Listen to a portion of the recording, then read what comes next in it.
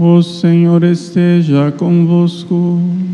Ele está no meio de nós. Proclamação do Evangelho de Jesus Cristo segundo Lucas. Glória a vós, Senhor.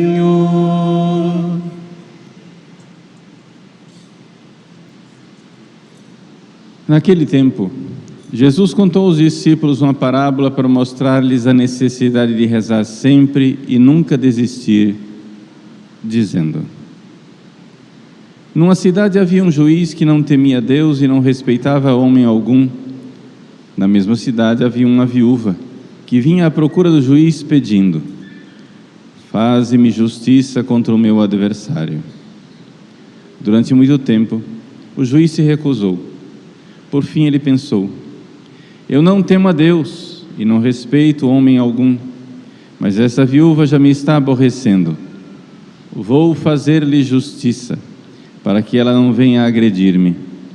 E o Senhor acrescentou: Escutai o que diz este juiz injusto. E Deus não fará justiça aos seus escolhidos que dia e noite gritam por Ele? Será que vai fazê-los esperar? Eu vos digo que Deus lhes fará justiça bem depressa. Mas o Filho do Homem, quando vier, será que ainda vai encontrar fé sobre a terra? Palavra da salvação. Glória a vós, Senhor.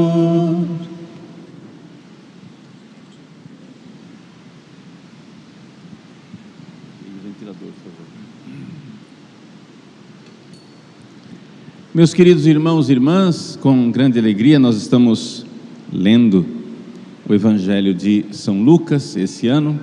E São Lucas é o grande evangelista que nos ensina a oração, né? Durante 9 vezes, São Lucas fala de Jesus rezando. É o evangelista que mais lembra Jesus em oração. E ele tem passagens importantíssimas que sempre insistem nessa realidade da oração. Nós estamos já há vários domingos enfrentando esta realidade, não é, da oração. Por quê? Porque é Jesus que nos mostra, por exemplo, o pobre Lázaro e o rico banqueteador Lázaro, né, que está lá no céu, e o rico fica pedindo: Pai Abraão, ele vai rezando, faz com que aconteça um milagre lá. E Jesus mostra: olha, tem coisas que a oração não funciona depois de morto. Se você quer usar a oração para a sua salvação, ela é agora, enquanto você está vivo. Depois, Jesus fala da nossa necessidade de ter fé, uma fé forte, porque claro, o que é a oração? A oração é a fé em exercício. E uns domingos atrás, né, nós vimos que Jesus diz, os apóstolos: aumenta a nossa fé. Se vocês tivessem a fé como um grãozinho de mostarda, iam dizer para essa moreira: arranca-te daqui. Então existe uma fé, uma oração que é eficaz. Jesus, vejam, existe oração que não funciona, não deixa para rezar depois de morto. Existe oração que funciona, que tem a eficácia, que faz as amoreiras se arrancarem do chão, elas que são árvores entranhadas na terra, e joga-te no mar, e ela vai plantar-se no mar. Então, diante da oração que não é eficaz e a oração que é eficaz, Jesus então nos falava no domingo passado da cura dos 10 leprosos, e falava de um tipo de oração que a gente sempre se esquece: a oração de ação de graças, a gratidão, agradecer a Deus em tudo e por tudo. E então hoje Jesus nos ensina um outro tipo de oração, a oração de petição, o pedido insistente da viuvinha. Então vejam só, parece quase um programa digamos assim, a programação de um curso de oração que Jesus está fazendo conosco nos últimos domingos. Hoje, a viuvinha vai e bate na porta insistentemente, querendo alcançar a graça. Pois bem, como é que nós devemos viver a oração chamada oração de pedido? A oração de intercessão, né? A oração, vamos usar a palavra difícil, impetratória, né? A oração para impetrar aquilo que nós precisamos. Como é que nós devemos fazer isso? Bom, em primeiro lugar, vejam que no domingo passado Jesus nos ensinava a oração de ação de graças. É necessário ter uma fé na bondade de Deus, agradecer a Deus, gratidão por tudo, adorar a Deus e agradecer. Quando a gente tem isso firme no coração, que Deus nos ama, Deus cuida de mim como a pupila dos seus olhos, Deus cuida de mim como um filho querido, como uma filha querida. Quando eu tenho esta fé, esta confiança que Ele nos dará tudo o que é necessário para a nossa salvação, aí nós podemos fazer a oração de pedido. Mas é necessário ter essa confiança, que Deus, Ele quer ouvir nossas orações mais do que nós queremos ser ouvidos. Jesus, para nos ensinar que nós precisamos insistir na oração, Ele conta essa parábola de um mau juiz. A parábola de um mau juiz. E é importante você saber desde o início. Jesus está fazendo uma comparação.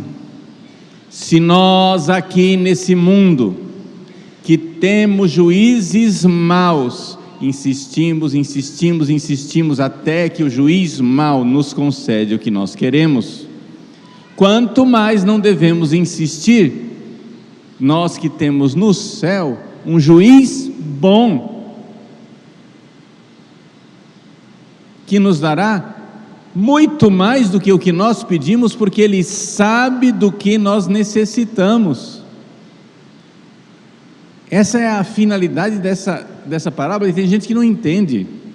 Deus não está dizendo: vejam, eu sou um juiz mau, insistam, senão eu não dou. Ele não está dizendo isso. Ele está dizendo: se vocês aqui nesse mundo, que tem juízes maus, insistem até que finalmente se faz justiça, se vocês lutam até que finalmente os juízes iníquos são derrubados de seus tronos, quanto mais Deus, que está sentado no seu trono de glória no céu, e é um juiz bom, não deve ser objeto dos nossos pedidos. Nós precisamos pedir a Deus, precisamos insistir. Mas aí vem uma pergunta que é justo que nós perguntemos: Padre, se Deus é bom, por que é que Ele não dá logo o que a gente precisa? Pronto, simples assim. Deus sabe do que nós precisamos, sim ou não? Ele é sábio. Vamos começar por aí, por essa profissão de fé. Deus é sábio. Nós não sabemos do que nós precisamos. Nós somos como uma criancinha de colo.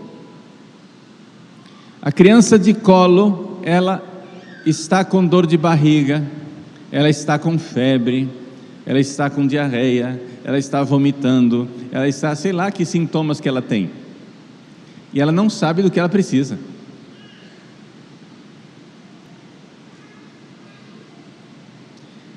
A mamãe leva a criancinha para o médico, e o médico descobre o que ela precisa, porque o médico tem um conhecimento, pelo menos a gente espera que tenha, né?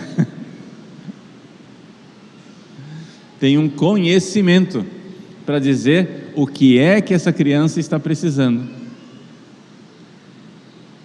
Então, vejam, nós, como diz São Paulo, nem sabemos direito o que pedir. Porque muitas vezes nós nem sabemos o que é bom. Claro que tem coisas que é claro, evidente. Se você chega e diz assim: padre, eu não sei se é bom roubar ou não roubar. Bom, escuta, você não precisa de discernimento aqui. Entre uma coisa má e uma coisa boa, tem certas coisas que já estão claras. Entre roubar e não roubar, está claro. Precisa discernir? Não precisa, não é? Entre matar e não matar, precisa discernir? Não, já está claro que matar é pecado. Tem ainda algum católico, por exemplo, nesse país, que acha que matar criancinhas inocentes no ventre da mãe não é pecado? Tem alguém que acha isso? Tem alguém aqui que acha que não, é uma coisa assim que a gente pode escolher? Nós podemos, quem sabe, matar criancinhas, porque, sabe, é só questão do legislativo se reunir e fazer uma lei. Não, se fizerem essa lei, nós vamos desobedecê-la, ela é errada. Os homens não têm poder sobre o bem e sobre o mal. Agora, vejam, nós muitas vezes precisamos de discernimento entre dois bens. Quando tem de um lado uma coisa má, claramente má, e do lado de cá uma coisa boa, claramente boa, eu não preciso pedir discernimento, já está decidido. Mas é que às vezes você tem duas coisas boas, e aí você precisa de discernimento para saber qual é o bem maior que você quer.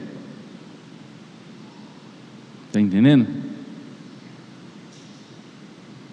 Qual é o bem maior? Então, às vezes a gente não sabe o que é bom para nós. Tem gente que fica perdida e não sabe o que é bom. Como é que nós então devemos fazer? Gente, primeira coisa, Deus sabe o que é bom para nós, amém? Agora, a pergunta justa que eu estou fazendo aqui: se Ele sabe o que é bom para nós, por que é que Ele não dá logo e fica esperando a gente pedir? A gente não sabe. Às vezes você está pedindo uma coisa, é como uma criança que está vendo a mãe lá na cozinha, limpando a carne com uma faca bem afiada, uma faca brilhosa, bonita, e a criança diz: eu quero, me dá a faca. A mãe não vai dar a faca. E se a criança espernear, a mãe vai dar a faca? Não. E se a criança começar a prender a respiração dizendo: eu vou me matar, a mãe vai dar a faca? Não. A mãe não vai dar o que é mal para a criança. Ela não vai dar a você uma faca para você se ferir, porque a criança não tem inteligência para enxergar a maldade do que ela está pedindo. Deus sabe o que é bom para nós, amém? Então por que é que a gente precisa pedir? Porque Ele não dá logo? Porque nós temos que entender qual é o projeto de Deus. O projeto de Deus é que nós participemos da felicidade dEle. Deus quer que nós sejamos felizes no céu, do jeito que Ele é feliz no céu. E para que esse projeto aconteça, nós não podemos ser pessoas inertes, que nada fazem, de braços cruzados. Deixa eu explicar para você. Parece que eu vou sair do tema da oração, mas não é uma digressão, é uma explicação necessária para que você entenda por que você precisa rezar, ok? Então eu vou responder a pergunta, mas eu quero responder em profundidade. Porque é que você tem que sair dessa sua preguiça de rezar. Ah, Deus é bom, não preciso rezar, Ele já vai me dar tudo. Calma. Reza, tem que rezar. Vamos entender isso. Vamos lá. As coisas têm sua natureza. Qual é a natureza do gato? É fazer miau. Qual é a natureza do cachorro? É fazer au au. Qual é a natureza do peixe? É fazer?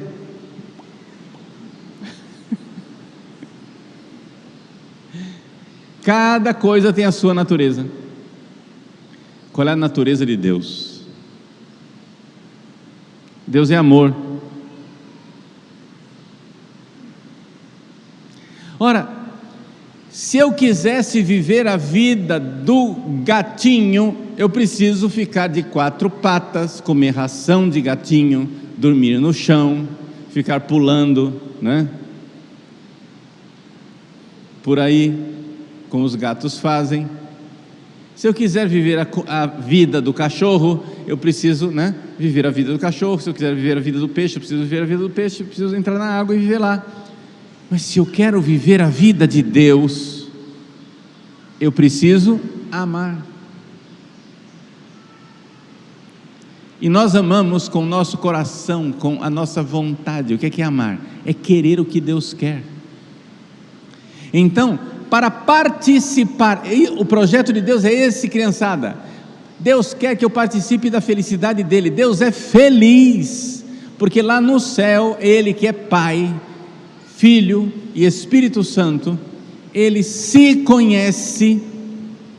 O Pai conhece o Filho, que conhece o Espírito Santo, eles se conhecem. Deus é um só Deus, num só conhecimento. Pai, Filho e Espírito Santo. Deus se conhece com uma profundidade infinita, e por isso Deus se ama com um amor infinito. Essa é a felicidade de Deus, conhecer e amar. A felicidade de Deus é que o Pai conhece e ama. Esse conhecimento de Deus, esse amor de Deus. Então, Ele quer que a gente participe disso. Só que você, para participar disso, você precisa conhecer Deus. Para você participar da felicidade de Deus no céu, você precisa conhecer Deus como Deus se conhece. E você precisa amar Deus como Deus se ama. Então aí é covardia, né? Aí não deu, aí, né? Deu mal, deu problema. Como é que eu vou conhecer Deus como Deus se conhece? Ele dá a você um conhecimento sobrenatural, uma luz chamada luz da fé. E essa luz da fé, ela fica cada vez mais clara, cada vez mais luminosa, cada vez mais penetrante, cada vez mais radiante, numa realidade chamada ato de fé. E o ato de fé é aquilo que nós chamamos comumente de oração. Na oração, a sua inteligência é iluminada. E porque a sua inteligência é iluminada, a sua vontade é convidada a amar Deus profundamente. Então, qual é a natureza desta coisa chamada oração? A oração é o ato no qual eu conheço com o conhecimento de Deus e quero com o amor de Deus. Eu conheço o que Deus conhece e amo o que Deus ama. A oração começa a nossa participação já aqui na terra, na natureza divina. Se eu quiser participar da natureza do cachorro, eu preciso fazer au au. Se eu quiser participar da natureza do gato, eu preciso fazer miau. Se eu quiser participar da natureza de Deus, eu preciso rezar. Eu preciso rezar. Eu preciso conhecer Deus, saber como Ele é e o que Ele quer, e querer o que Ele quer. Então, por que é que nós precisamos rezar? Vamos supor, Deus ama o Brasil. Alguém duvida disso? Non fecit aliter omni natione. Deus não fez isso a todas as nações. Coisas que Ele deu ao Brasil, Ele não deu a outras nações. Deus nos deu uma história fundada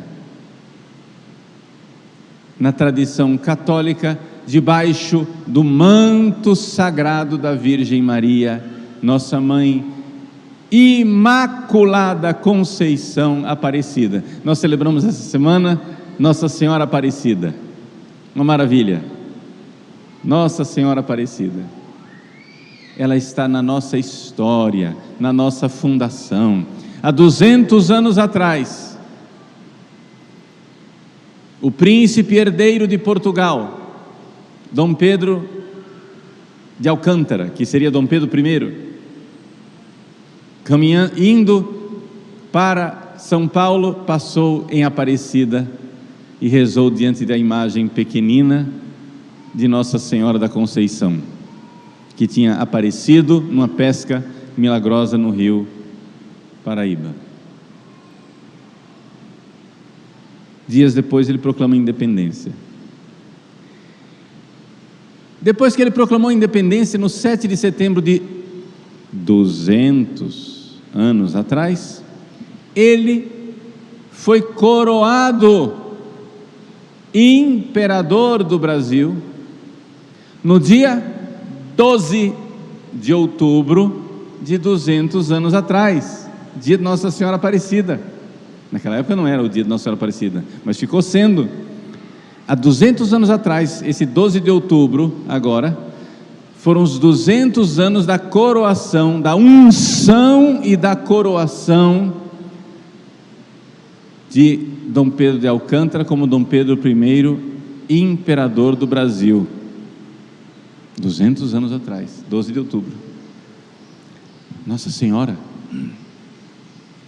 providenciou isso para nós, e dali para frente, continuou essa história de proteção de Nossa Senhora. Eu não vou aqui contar toda a história, mas veja, Deus não cuidou de outras nações como cuidou do Brasil. Sei lá, para dar um exemplo, a Arábia Saudita, eles podem ter muito dinheiro e muito petróleo, mas eles não têm Nossa Senhora Aparecida, eles não têm a fé católica, eles não têm o batismo, os sacramentos, as portas do céu abertas como nós temos. Alguém duvida que existe um amor especialíssimo de Deus para com o Brasil?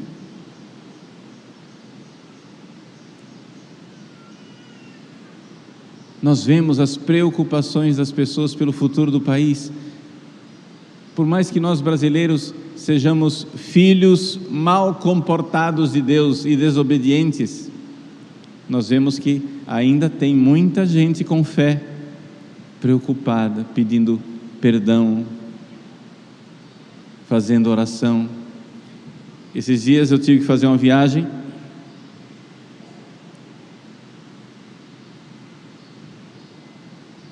e saindo da igreja, do lugar onde eu estava, aí tinha uma turminha chegando na igreja.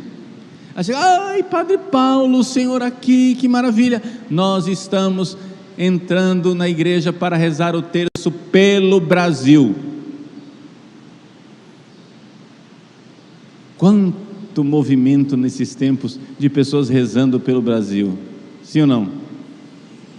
Então vamos, parênteses aqui, abre parênteses. Você está rezando pelo Brasil? Se não está, toma vergonha na cara. Vamos pedir a Nossa Senhora.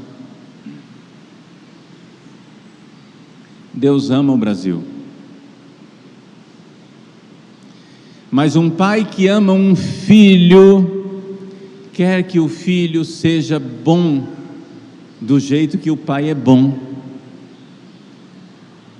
Só faltava agora Deus de amor estar alegre, contente e feliz dos seus filhos serem miseráveis e egoístas. Deus não vai nos mimar. Deus ama o Brasil. Deus não mima o Brasil.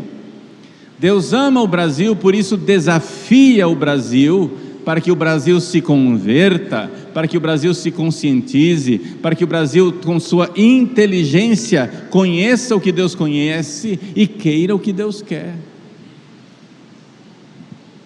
Então, quando Deus nos acorda para os perigos que o nosso país está vivendo, Ele acorda, faz cair de nossos olhos as escamas, nos dá o conhecimento para que nós amemos o que Ele ama, e portanto, amando o que Ele ama, nós precisamos pedir o que Ele já quer dar, mas Ele quer dar para os seus filhos que estão em sintonia com Ele. Então existe um detalhezinho que ninguém enxerga. Por que é que eu preciso rezar? Porque eu preciso mudar. Eu preciso querer o que Deus quer. E por que é que eu preciso insistir na oração? É porque Deus é mau? Não, porque eu tenho um coração duro, e se eu não pedir insistentemente, o meu coração não muda. Quantas e quantas vezes, deixa eu contar aqui, talvez seja a sua história, quantas e quantas vezes você começou a pedir uma coisa, e no meio do caminho você mudou o pedido. Deixa eu explicar.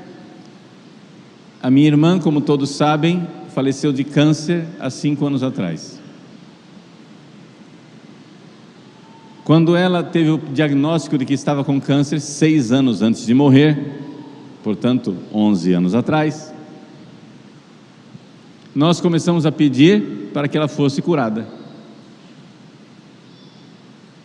para que o câncer não fosse tão severo, para que ela pudesse ser curada, e nós começamos a pedir isso. Por quê? Porque naquele momento, 11 anos atrás, nós pensávamos, na nossa ignorância, que era aquilo que Deus queria nos dar. Só que nós fomos rezando, as coisas foram acontecendo, e Deus foi nos dando conhecimento do que Ele queria, e nós fomos mudando da nossa ignorância para um conhecimento maior. Por quê? Porque aconteceu o seguinte: 11 anos atrás, a minha irmã não ia à igreja.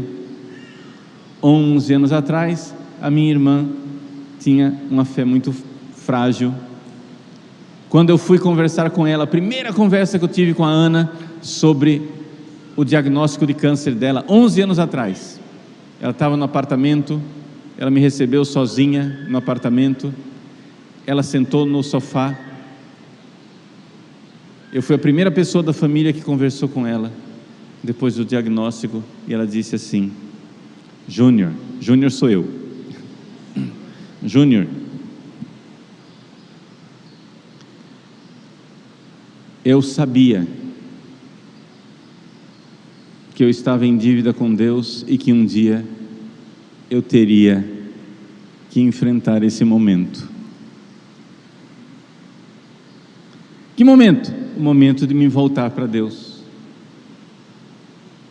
o momento de voltar para casa, o momento de mudar de coração e me voltar para Deus. Gente, olha que maravilha, no primeiro instante que ela recebeu o diagnóstico, ela já disse: eu vou precisar acertar as contas com Deus. teve o tratamento, nós tínhamos esperança da cura, etc. Tudo isso. Ela se voltou para Deus, mudou de vida, começou a se confessar, começou a comungar, etc, etc. E assim foi o caminho dela. Quando chegou um certo momento da evolução das coisas, nós vimos o milagre que Deus tinha feito no coração da Ana, de confiança, de alegria, de entrega a Deus.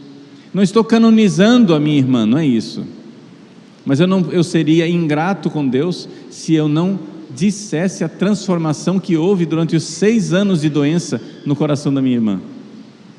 Ela era uma mulher afastada da igreja e morreu confiante, entregue, alegre, plenamente consciente do que ela estava vivendo. Eu já contei aqui várias vezes, você já ouviu, mas deixa eu dizer, minha irmã mais nova chegou e disse para ela: Ana, ela estava na cama, já não se levantava mais, eram seus últimos meses de vida. Ana, você sabe o que você tem?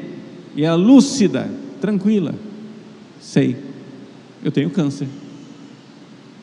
E você sabe o que está acontecendo com você? Ela olhou assim, com espanto: sei, eu estou morrendo. E a minha irmã mais nova disse: e você está assim, alegre, feliz, recebe a gente com um sorriso? Ela disse: o que é que você quer que eu faça? Vejam que transformação. Então, nos últimos meses nós estamos entendendo o que Deus queria com a Ana. Deus queria uma transformação interior, Deus queria uma transformação espiritual, Deus queria um caminho. Vejam, Deus queria dar isso para a Ana o tempo todo, mas Ele queria que ela rezasse para ela mudar, que nós rezássemos para nós mudarmos, para confiar nele. Então você precisa pedir. Certamente você vai enxergar na sua vida, quem é jamais experiente, quem tem DNA, data de nascimento antiga, quem é mais velho, certamente vai experimentar, você na sua vida, você vai se recordar de alguma coisa que aconteceu, que você começou pedindo uma coisa, e ao longo do caminho, você foi mudando o que você estava pedindo para Deus, sim ou não?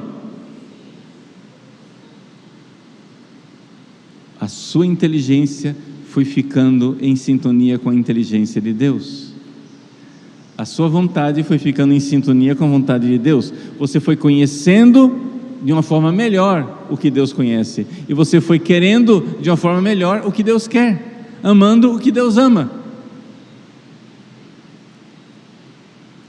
As minhas orações de criança eram orações egoístas e bobas. Quando eu era criança, eu rezava para papai ganhar na loteria.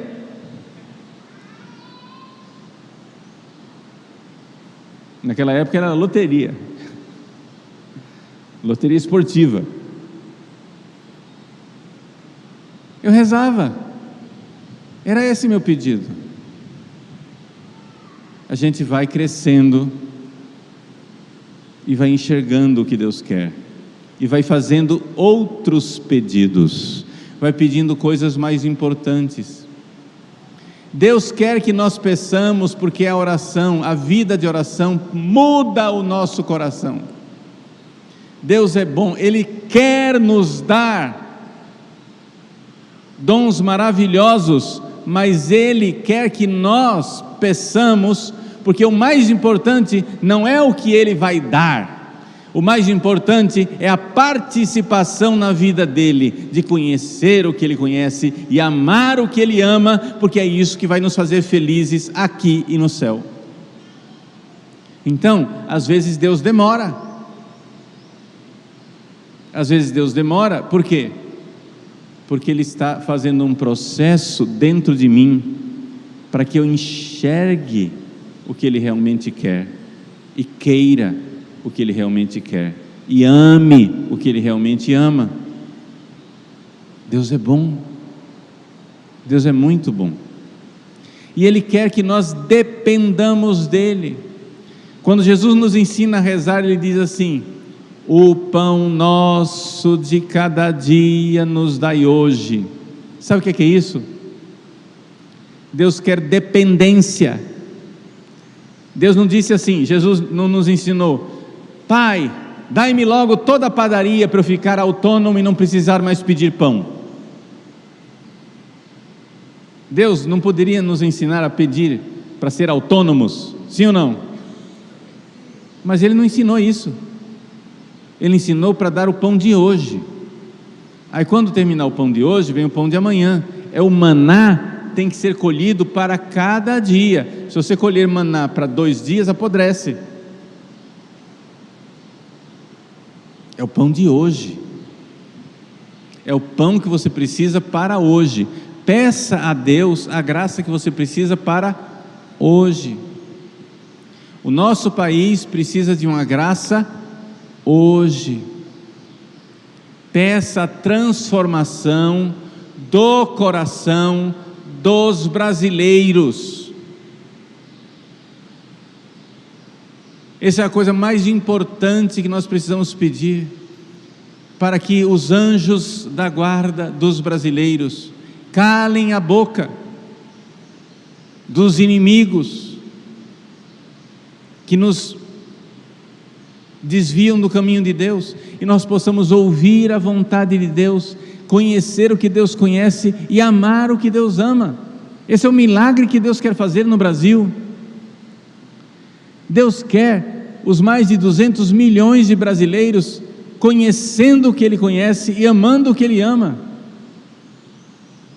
Deus não quer simplesmente, assim, as pessoas ficam pedindo muito pouco. Vocês pedem muito pouco, vocês pedem um resultado eleitoral. Não, sejam ousados, peçam um exército de santos, de pessoas piedosas, boas, dispostas a derramar o sangue pelo bem comum, pela nossa pátria, pela salvação das almas dos brasileiros e do mundo inteiro. Nós precisamos querer muito mais.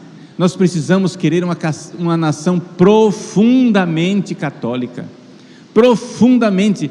Nós não podemos ficar quietos enquanto não virmos todos os brasileiros confessados, em estado de graça, recebendo a comunhão, amando a Deus, com um terço na mão, rezando o rosário, filhos de Nossa Senhora Aparecida, porque é assim que ela vai ser rainha do Brasil. O que é que nós precisamos pedir? Vamos pedir isso. Seja ousado. Mas padre, não dá tempo. Não, não é isso. Então, peça a Deus: meu Deus, nós queremos o resultado eleitoral mais favorável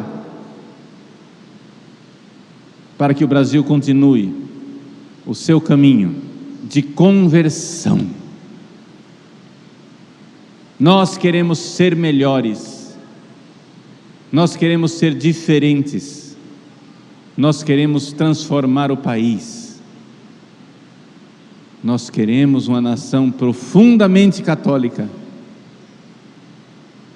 terra de Santa Cruz, terra de Nossa Senhora da Conceição Aparecida. É isso que nós queremos, onde nós vivamos aquilo que é o projeto de Deus para nós, conhecer como Deus conhece e amar como Deus ama.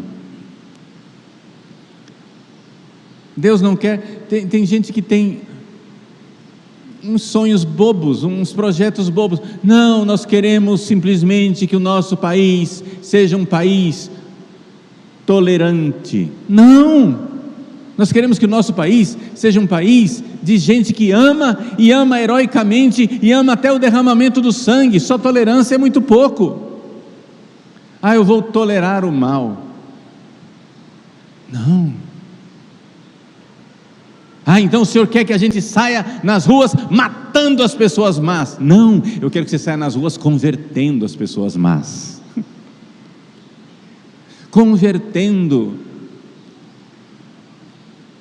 transformando os corações. O Brasil é de Deus. Essa é a terra da Santa Cruz.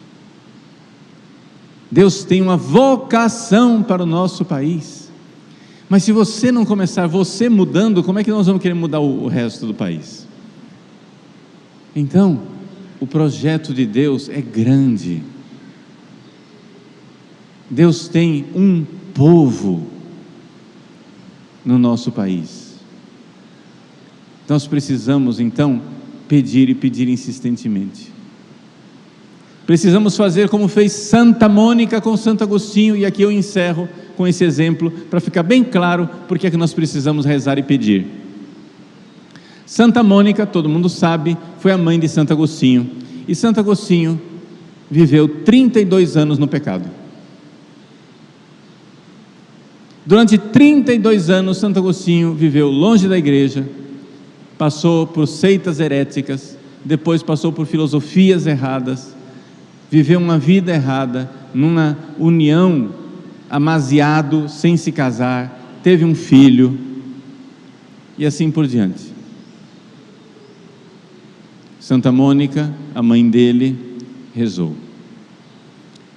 derramou lágrimas e pediu a Deus pela conversão de Santo Agostinho. Você acha que Deus não queria converter Santo Agostinho desde o começo? Deus queria ou não queria?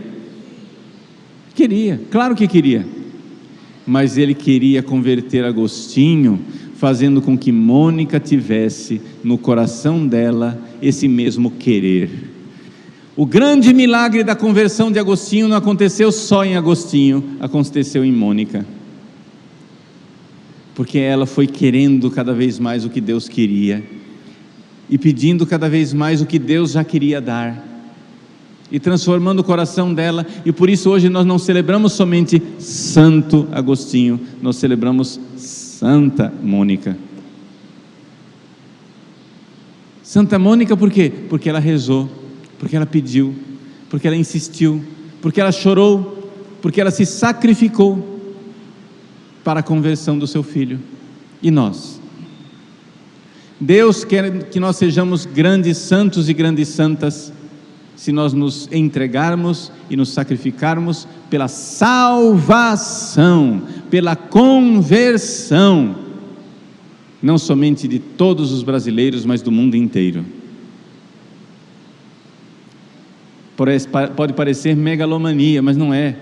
É o mandato de Cristo: ide por todo o mundo. Todo católico tem que ter no seu coração uma ambição civilizacional. Nós precisamos mudar a civilização do mundo inteiro e transformar esse mundo num mundo de santos e heróis que amam a Deus de todo o coração. E não podemos descansar enquanto não alcançarmos isso. É isso que Deus quer. Então, o que Deus quer é muito mais do que um resultado eleitoral. Deus quer uma transformação radical dos corações. Como isso pode ser facilitado ou dificultado por um resultado eleitoral? Então digamos a Deus: Deus, ajuda nós aí.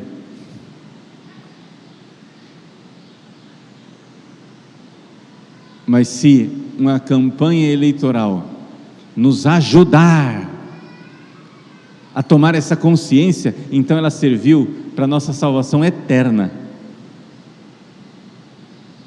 Se o susto que as pessoas levaram, não é? Nessa passagem do primeiro para o segundo turno, servir para você acordar que você precisa ser um grande intercessor, uma grande intercessora, pela salvação do Brasil e do mundo inteiro, então que Deus nos dê mais sustos, que serve para nos converter, se serve porque Deus quer que nós lutemos. Se você não luta por nada, é porque você não ama nada. Ele veio lutar, e vitorioso Ele lutou e venceu na cruz.